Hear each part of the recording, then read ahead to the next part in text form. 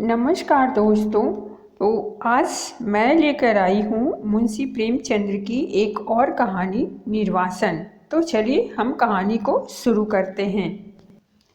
परशुराम ने मर्यादा से कड़ी आवाज में कहा, दहलीज में रुक जाओ। मर्यादा ने पूछा, ऐसा क्या हो गया कि मुझे दहलीज में रुकने के लिए कह रहे हो? मुझे छूत लग गया क्या? तुम्हें घर के अंदर आने से पहले यह बताना होगा कि इतने दिनों से कहाँ और किसके साथ थी।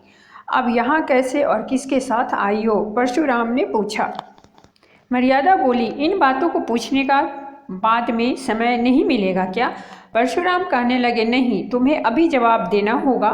हम दोनों साथ में ही नदी से बाहर निकले थे। तुम मेरे पीछे चल रही थी, लेकिन अचानक कहाँ चली गई थी?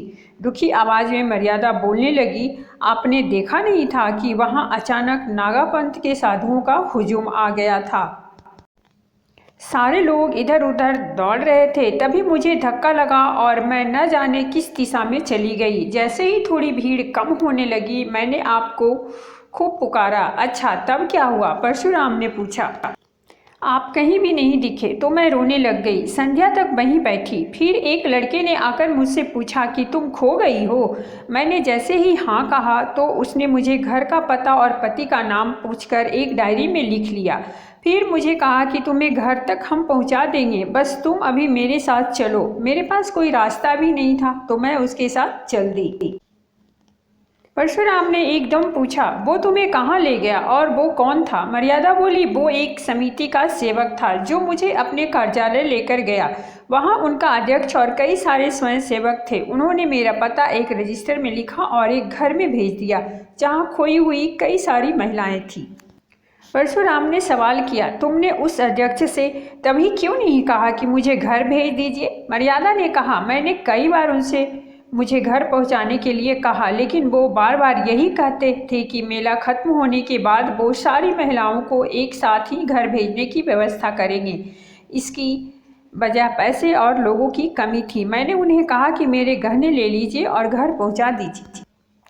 इन गहनों के अलावा भी मैं और ज़्यादा पैसे दे सकती हूँ, बस मुझे मेरे पति के पास तक पहुँचा दो। लेकिन उन्होंने मेरी एक न सुनी और मुझे भी अन्य स्त्रियों के बारे में जब पता चला तो थोड़ा राहत मिल गई थी। परशुराम बोले, ठीक है, लेकिन तुमने मुझे तार क्यों नहीं लिखवाया? मर्यादा ने बताया कि मैं पूरी रात उन महिलाओं के साथ उसी कमरे में थी। अगले दिन मैंने सोचा कि जब ये लोग मुझे घर भेज ही देंगे तो तार की क्या ज़रूरत। फिर परशुराम पूछने लगे, रात भर सारी महिलाएं एक ही कमरे में थीं, तो कमरे में युवक भी आते जाते रहे होंगे? मर्यादा ने जवाब दिया, नहीं नहीं, केवल एक बार कोई युवक खाने के लिए पूछने आया था। जब सबने खाना खाने से मना कर दिया तो वो लौट गया। उसके बाद एक महिला के पेट में दर्द उठा था तो अध्यक्ष साहब 2-3 बार दवा पिलाने कमरे में आए थे।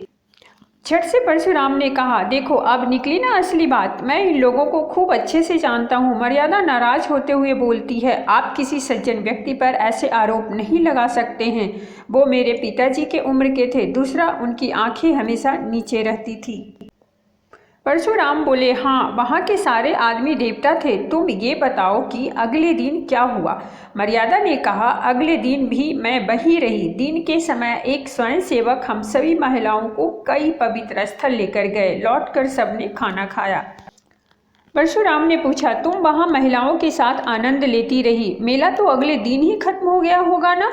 खाना खाने के बाद तो गाना बजाना भी हुआ होगा? मर्यादा बोली, नहीं, गाना बजाना तो नहीं हुआ, लेकिन सारी महिलाएं अपने दुख के बारे में बात करती रही। शाम को मेला उठा तो उसके बाद 2 सेवक सारी महिलाओं को स्टेशन लेकर गए। परशुराम बोले, तुम तो यहाँ 7वें दिन आई हो और वो भी अकेली ही?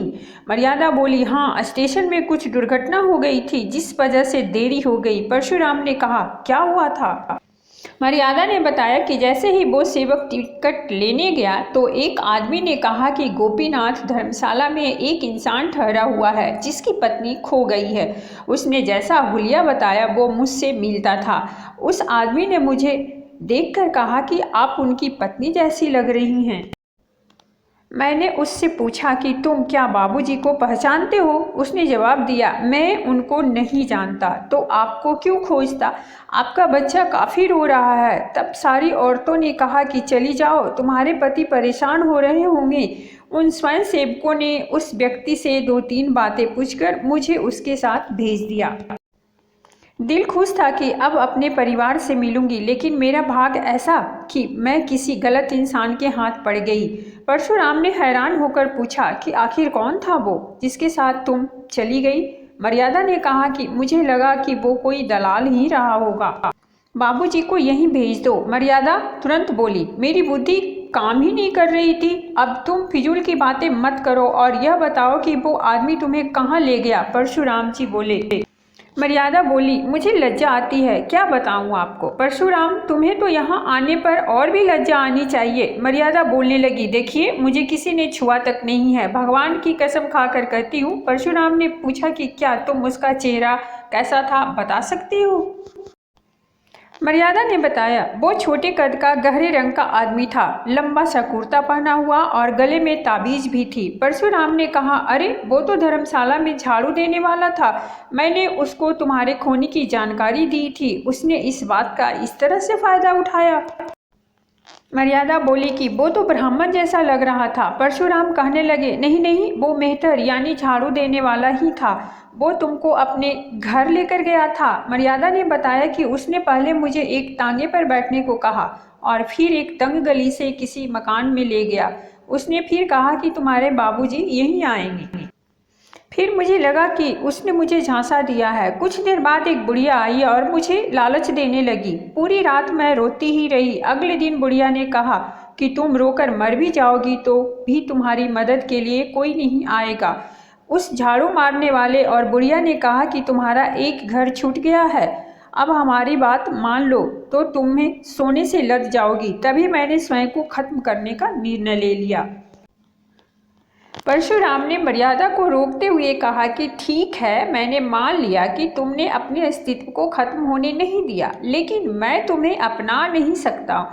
मर्यादा ने कहा कि स्वामी आप ऐसा मत करिए, मैं आपकी वही पहले वाली पत्नी हूँ, मुझे किसी ने छुआ भी नहीं है, आपका ऐसा करना मेरे साथ अन्याय होगा। परशुराम ने कहा कि ये अन्याय नहीं बल्कि भगवान का खेल है। मैं 6 दिनों से यही सब सोच रहा हूँ, मुझे समाज की चिंता नहीं है, लेकिन तुम पर किसी दूसरे की नज़र पड़ी, अब मैं तुम्हें अब कैसे अपनी पत्नी के भाव से देखूंगा।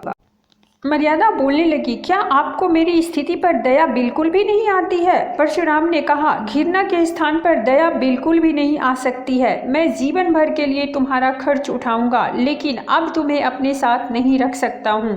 किसी गैर पुरुष के साथ एक क्षण रहने से भी पति व्रत पूरी तरह नष्ट हो जाता है। मर्यादा ने पूछा, तुम्हारी यही इच्छा है कि मैं यहाँ से हमेशा के लिए चली जाऊँ? परशुराम ने कहा कि हाँ, मेरी अंतिम इच्छा यही है। मर्यादा बोली, ठीक है फिर, लेकिन क्या तुम मुझे वासुदेव को अपने संग ले जाने दोगे? परशुराम बोल पड़े, बिल्कुल नहीं, वो मेरा बेटा है। मर्यादा ने पूछा, क्या मैं उसे आखिरी बार देख सकती हूँ, अपने बेटे को प्यार कर सकती हूँ? परशुराम ने जवाब दिया, मेरा मन तो नहीं है, लेकिन तुम्हें मन हो तो दूर से ही देख लो। मर्यादा ने कहा, ठीक है, अब जाने दो, सोच लूंगी कि मेरा कोई बेटा था ही नहीं और मैं विधवा हूँ। आज से भाग मुझे जहाँ ले जाएगा मैं वही जाऊँगी। तो दोस्तों, ये थी हमारी आज की कहानी और इस कहानी से हमें यही सीख मिलती है कि विपरीत परिस्थिति में भी किसी गैर पर यूं ही भरोसा नहीं कर लेना चाहिए। अपनी आँख और कान के साथ ही बुद्धि का भी उपयोग करना चाहिए। तो आपको कहानी कैसी लगी आप हमें ज़रूर बताइए और कहानी को पूरा सुनने के लिए धन्यवाद। मिलते हैं अगली वीडियो में नए कहानी के साथ।